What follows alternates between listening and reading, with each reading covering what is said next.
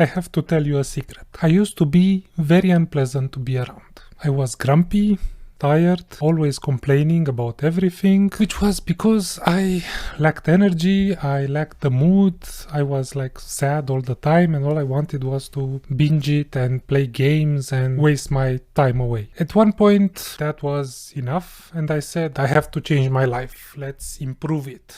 So I did all the usual stuff. I bought the supplements, I read the books, I started doing meditation, doing productivity hacks, all of it, and it got better, but it was far from good. I mean, I was still tired, I was still grumpy, it was still hard to focus. So after some more digging, I realized that sleep was my main problem. Yeah, I could eat great, I could exercise, I could do the productivity tools, but with bad sleep it was almost useless. So I started doing all the sleep stuff, yeah.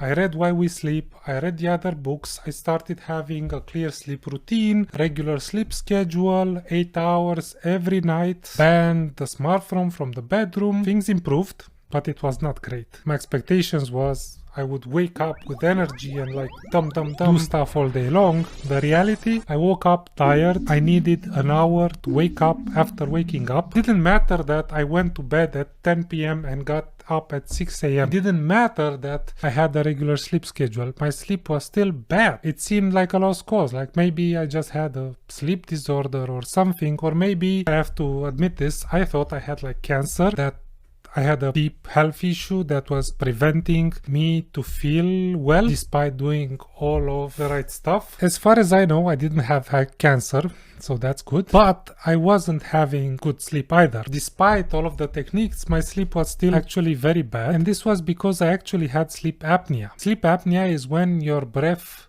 stops during sleep, like holding your breath without meaning to while you are sleeping, and doing that multiple times per night.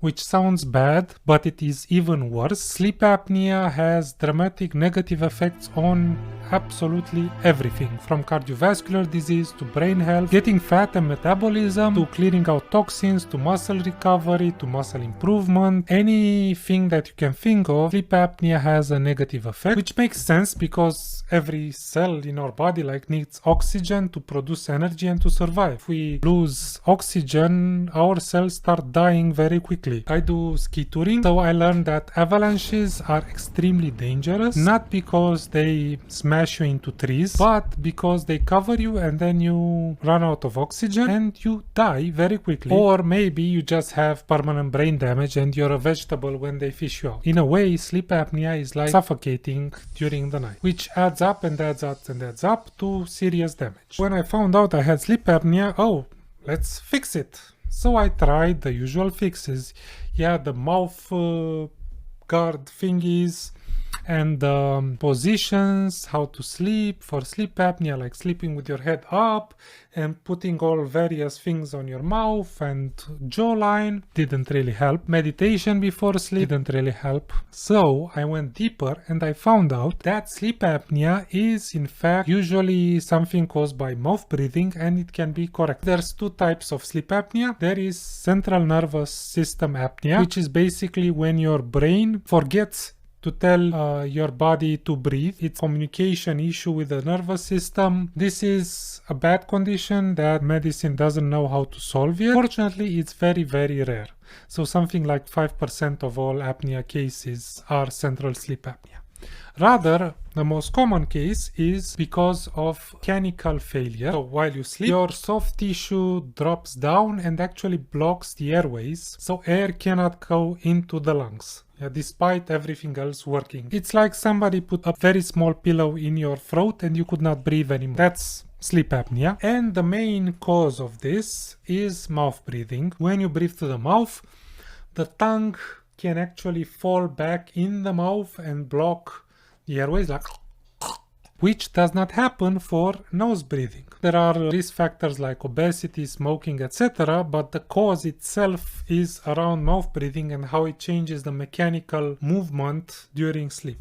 Another rabbit hole about how to mouth breathe and nose breathe, and I tried the solution you find online, taping your mouth shut during sleep so that you're forced to breathe through your nose. Problem is, if you're a habitual mouth breather, you will not be able to breathe through your nose during sleep. I tried it and I kept suffocating, and I was really stubborn. I mean, I managed to fall asleep only to wake up minutes later suffocating because I couldn't breathe through the nose properly. I also have a deviated septum, which is common for people who are habitual mouth breathers. Yeah, we tend to then overcompensate by doing all our breathing through the mouth. Was I cursed to remain a mouth breather and then have sleep apnea, shorter and nastier life? Not really. One solution would have been to get a CPAP machine with all the complicated things and force air into my lungs, which I found quite awful. I mean, who wants to be Darth Vader without all the cool force power? So I went deeper. You can see the pattern here, like problem, solution doesn't work out, get deeper and deeper and deeper. I think that's what you have to do to actually solve health issues. I went into the whole breathing thing, all the breath books, and I realized nose breathing can be trained. Only the most severe deviated septum cases cannot actually nose breathe.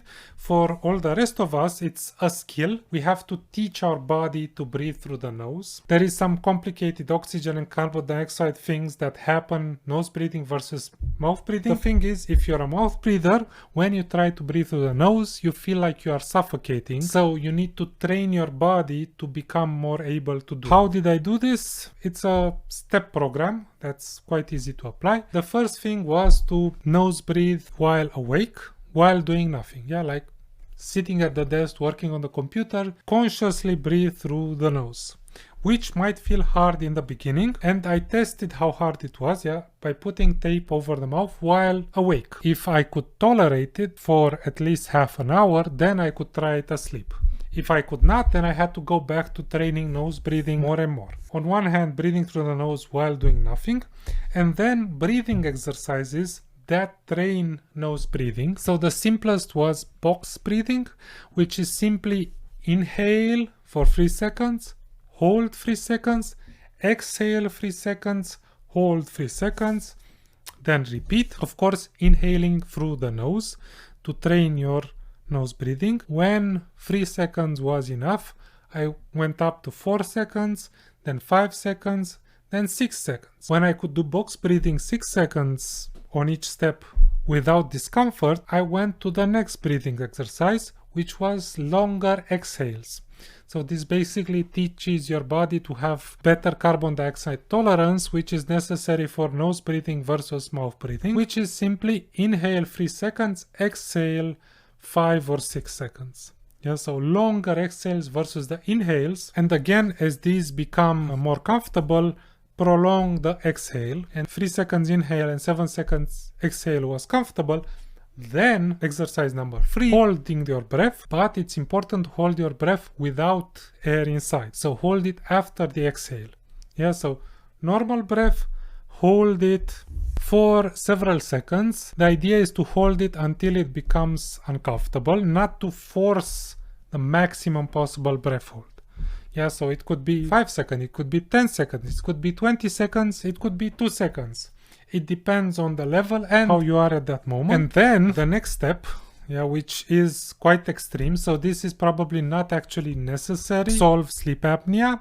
I did it because it also helps with aerobic performance, especially running or other endurance sports. It helps for you to be a better nose breather in these sports and thus have much better efficiency and endurance. So this was to do the longer exhales while running. 1, 2, 3 inhale, 1, 2, 3, 4, 5 exhale while running at average pace, not sprinting, which is very hard. You run out of breath very quickly, but for me at least it was a significant step up in my nose breathing ability. After doing this for about 3 weeks, I felt comfortable with the tape over my mouth while awake, so I graduated to putting the tape over my mouth while sleeping. And that basically significantly alleviates sleep apnea. For the first time I did it, I woke up and it was amazing.